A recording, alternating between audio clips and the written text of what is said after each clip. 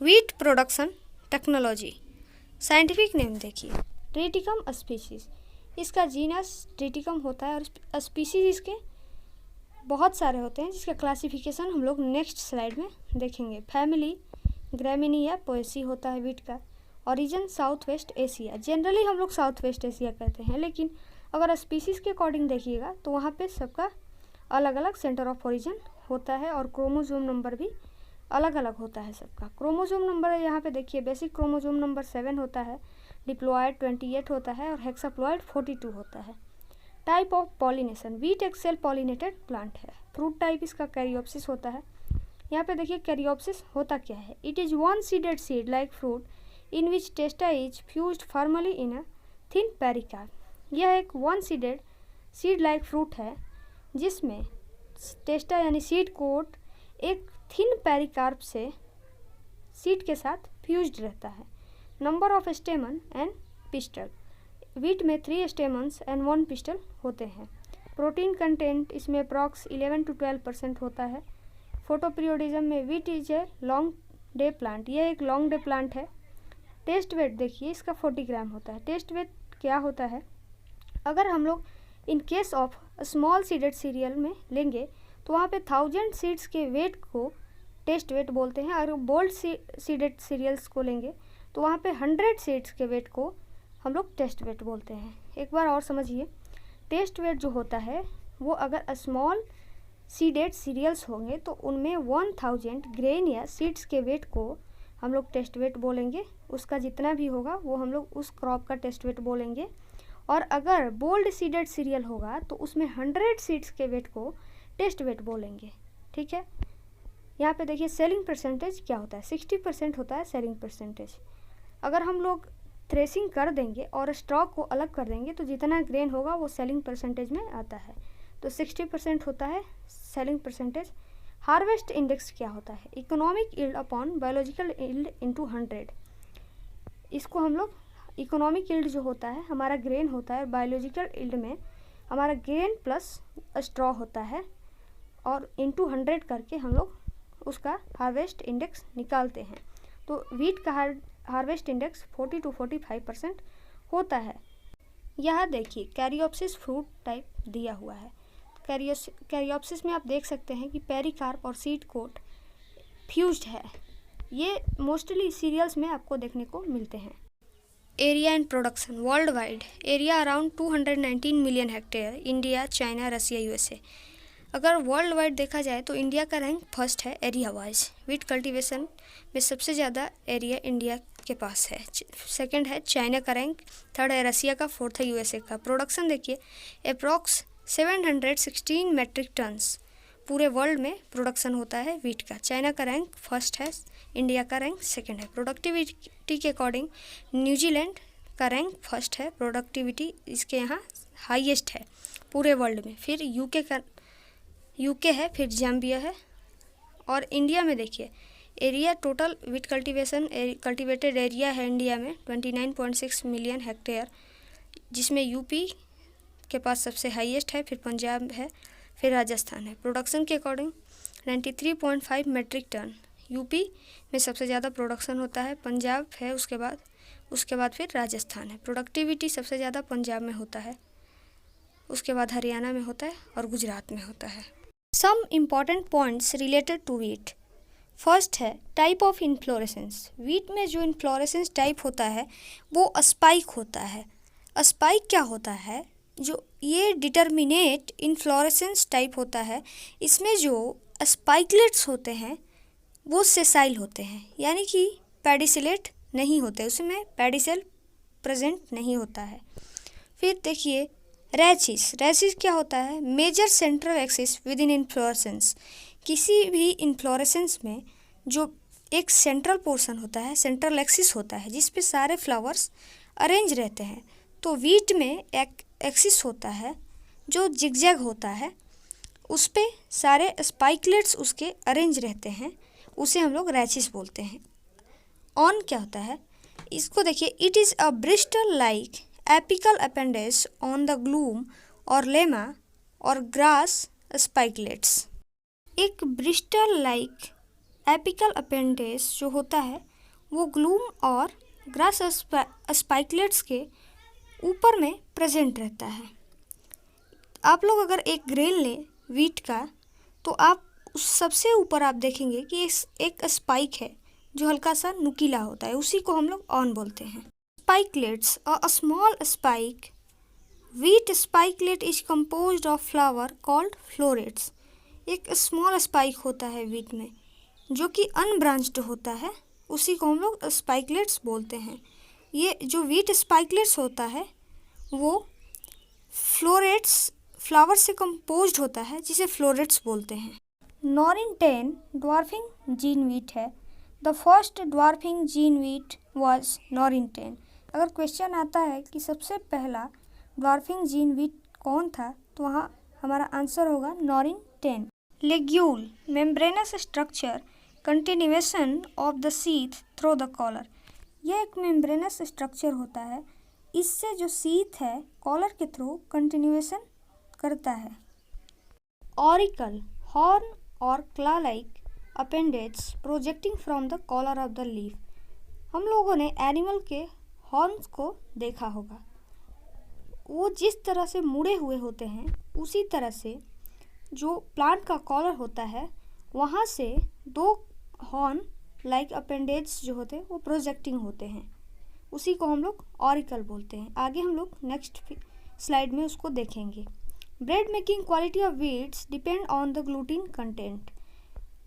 Wheat का bread making quality gluten content पर depend करता है। यहाँ हम लोग देखते हैं, देखिए यहाँ पे ये लीफ ब्लेड है, यहाँ पे लेग्यूल है, मेम्ब्रेनस स्ट्रक्चर जिसके बारे में हम लोगों ने वहाँ पढ़ा था, जो सीथ के कंटिन्यूएशन में हेल्प करता है। ये हो गया कॉलर, और यहाँ हो गया ऑरिकल्स, यहाँ हो गया सीथ। देखिए ऑरिकल जो होता है वही यहाँ हॉल लाइक अपेंडेज आपको दिख रहा होगा। रैचेज देखिए यहाँ पे, रैचेज जो जिगजैग पोर्शन आपको दिख रहा है जिस पे स्पाइकलेट्स अरेंज है, उसी को रैचेज बोलते हैं। ये एक ग्रेन है स्पाइकलेट जो सेसाइल है, जिसमें पेटियोल नहीं है, यह स्पाइकलेट हो गया। यहाँ पे ग्लूम देखिए, ग्लूम जो है जो लास्ट कवरिंग है ग्रेन का, या बोलिए कि सबसे आउटर कवरिंग है ग्रेन का, उसी को ग्लूम बोलते हैं। Importance of wheat. Wheat is the world's number 1 cereal in the area and production. Area and production में वीट वर्ल्ड का नंबर 1 सीरियल है। World wide use as main food, ये वर्ल्ड वाइड मेन फूड के रूप में use किया जाता है। It is first important and strategic cereal crop for the majority of the world's population. ये फर्स्ट इम्पॉर्टेंट और स्ट्रेटेजिक सीरियल है वर्ल्ड के बहुत सारे पॉपुलेशन के लिए, majority of the world's population के लिए। It is most important food for 2 billion people. यह 2 बिलियन पीपल्स के लिए वेरी इम्पॉर्टेंट सीरियल है, फूड है। It is rank first in all cereal crops. इसका रैंक फर्स्ट है सारे सीरियल क्रॉप्स में। In India it is second most important staple food crop next to rice.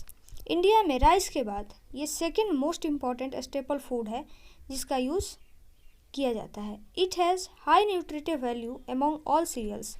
सारे cereals में वीट के पास सबसे ज़्यादा न्यूट्रिटिव वैल्यू होता है। Used for bread, cakes, bakeries etcetera. Classification of wheat. Scientific name दिया हुआ है, क्रोमोसोम नंबर दिया है, ओरिजिन दिया है। यहाँ आप लोग देख लीजिएगा एक एक करके। ट्रिटिकम एस्टिवम है, ट्रिटिकम डाइकोकम है, ट्रिटिकम ड्यूरम है, ट्रिटिकम टर्जिडम है, मोनोकोकम है, कॉम्पैक्टम है, स्फेरोकोकम है, वल्गेर है।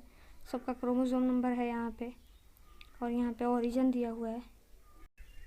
Wheat zones of India. First है north western plain zone NWPZ. It comprises Punjab, Haryana, Delhi, Western UP, Rajasthan, except Kota and Udaipur division. Foothills of Uttaranchal, Himachal Pradesh and Jammu and Kashmir. North-western plain zone most important wheat zone है India का।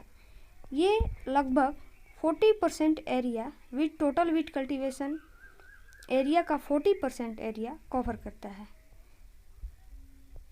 Second है north eastern plain zone NEPZ।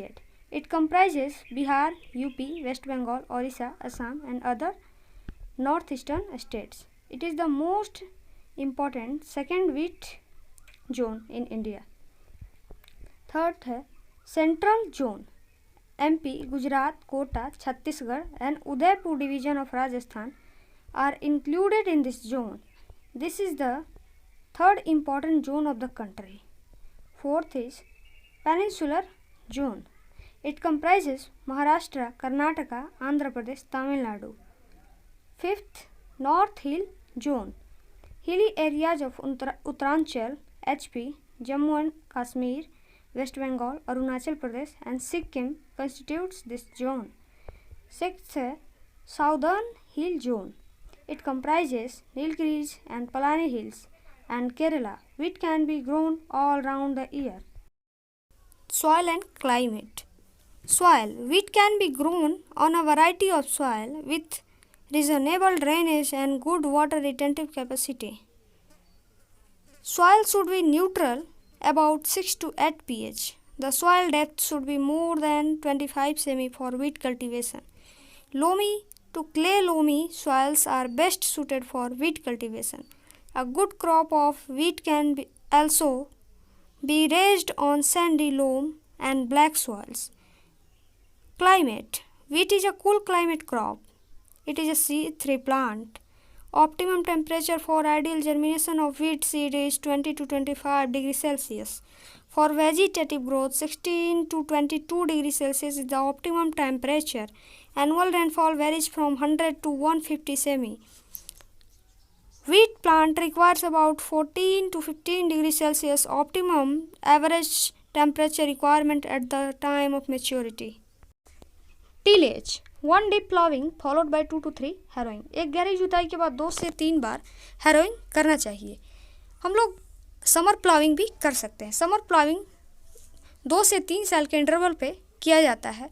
Summer ploughing से ये फ़ायदा है कि जो soil में प्रेजेंट इंसेक्ट, पेस्ट या उनके प्यूपाज हैं वो डिस्ट्रॉय हो जाते हैं और सॉइल का वाटर रिटेंटिव कैपेसिटी भी इम्प्रूव होता है। Time of sowing. Optimum time of sowing is 2nd-4th night of November. Wheat के लिए ऑप्टिमम टाइम ऑफ सोइंग है 2nd-4th नाइट ऑफ नवंबर. ये टाइम ऑफ सोइंग डिपेंड करता है कि एरिया कैसा है, वहाँ का वेदर कैसा है और हमारा सॉइल का कंडीशन कैसा है, हमने जो खरीफ में क्रॉप लगाया है उसका ड्यूरेशन क्या है, इन सब बातों पे टाइम ऑफ सोइंग डिपेंड करता है. Up to 25 December in north west plain zone, up to 10 December in north east plain and central zone, up to 30 November in peninsular zone. Seed rate 100 kg per hectare for normal sowing, 125 kg per hectare for late sowing. Normal sowing के लिए 100 kg wheat का seed per hectare required होता है, जबकि 125 kg per hectare late sowing के लिए required होता है. Seed treatment. Seed should be treated with 2.5 gram theorem and carbendazim पर केजी ऑफ सीड. सीड का ट्रीटमेंट 2.5 ग्राम थीरम या कार्बेंडाजिम से करते हैं.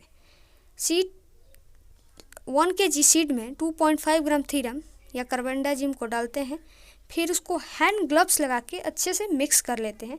उसके बाद कहीं सैडी प्लेस पे उसको रखते हैं जहाँ पे वो कुछ घंटे छोड़ देंगे, फिर ड्राई हो जाएगा. उसके बाद हम लोग सीड का सोइंग कर देंगे.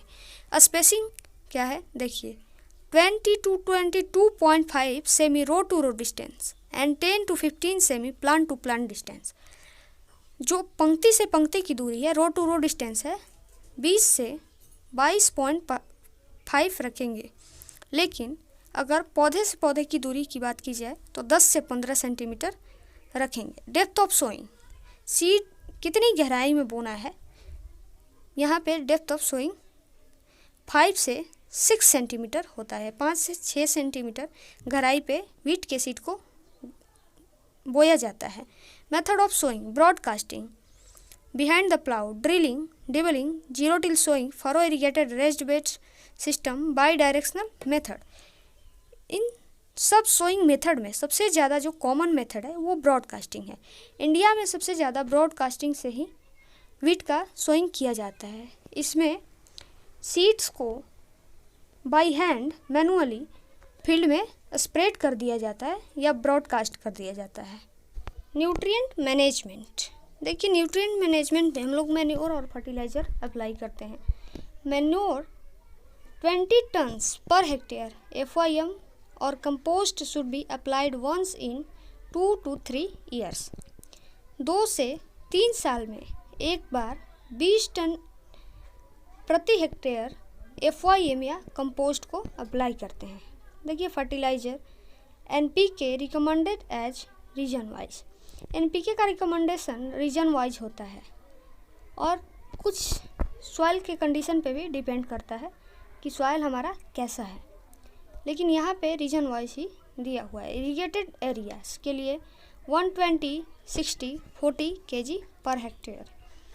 रेनफीड एरिया के लिए 80, 40, 20 kg NPK per hectare.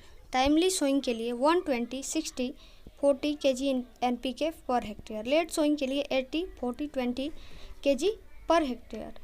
Half dose of nitrogen, full dose of phosphorus and potassium applied as basal dose and remaining dose of nitrogen applied as top dressing at the time of first irrigation। तो देखिए half nitrogen का half dose, phosphorus का full dose, potassium का full dose हम लोग basal dose के रूप में अप्लाई करते हैं, यानी कि सीड सोइंग के टाइम में ही अप्लाई कर देते हैं। बाकी बचा जो हाफ नाइट्रोजन होता है उसको हम लोग टॉप ड्रेसिंग के रूप में यूज करते हैं फर्स्ट इरिगेशन के टाइम पे। लेकिन रेनफीड कंडीशन में हम लोग नाइट्रोजन का पूरा डोज भी अप्लाई कर सकते हैं। बाकी यहाँ देखिए irrigation CRI stage very sensitive stage होता है सॉइल मॉइस्चर के प्रति। CRI स्टेज जो होता है इसका फुल फॉर्म होता है क्राउन रूट इनिशिएशन स्टेज। ये 21 डेज आफ्टर सोइंग होता है। और सेकंड है बूटिंग स्टेज होता है जिसमें 80 to 85 डेज आफ्टर सोइंग होता है। और milking stage 100 to 105 days after sowing. Stage are the most sensitive to soil moisture. ये तीनों स्टेज मोस्ट सेंसिटिव होते हैं सॉइल मॉइस्चर के प्रति। If irrigation water is not a limited 6 irrigation should be given. अगर इरिगेशन वाटर लिमिटेड नहीं है हमारे पास, अगर वाटर पूरा अवेलेबल है अच्छे क्वांटिटी में, तो हम लोग 6 इरिगेशन देते हैं। First irrigation at 20 to 25 days after sowing, second at 40 to 45 days after sowing, third at 60 to 65 days after sowing, fourth at 80 to 85 days after sowing and fifth at 100 to 105 days after sowing, sixth at 115 to 120 days after sowing.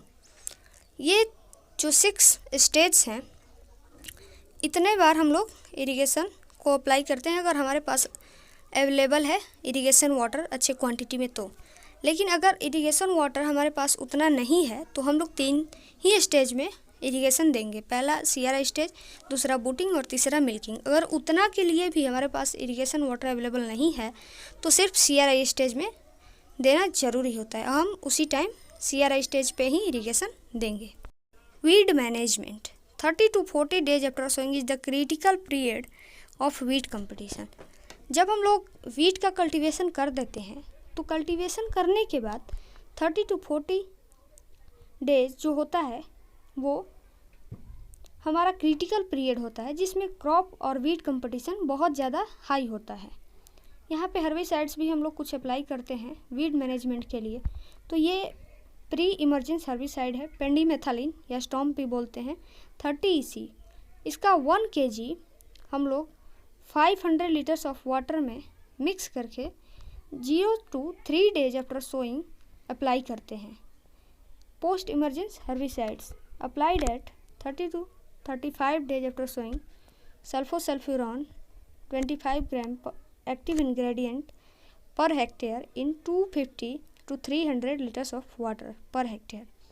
ये post emergence herbicide है जिसको हम लोग 30 to 35 days after sowing apply करते हैं। सल्फोसल्फ्यूरॉन इसका 25 ग्राम हम लोग 250 to 300 लीटर्स ऑफ वाटर में मिक्स करके स्प्रे करते हैं। टॉपिक है 400 ग्राम पर हेक्टेयर इसको अप्लाई करते हैं 35 डेज आफ्टर सोइंग। ये भी पोस्ट इमरजेंस हर्बिसाइड है। हार्वेस्टिंग देखते हैं। Wheat crop is harvested when the grain hardens and the straw turns light yellow.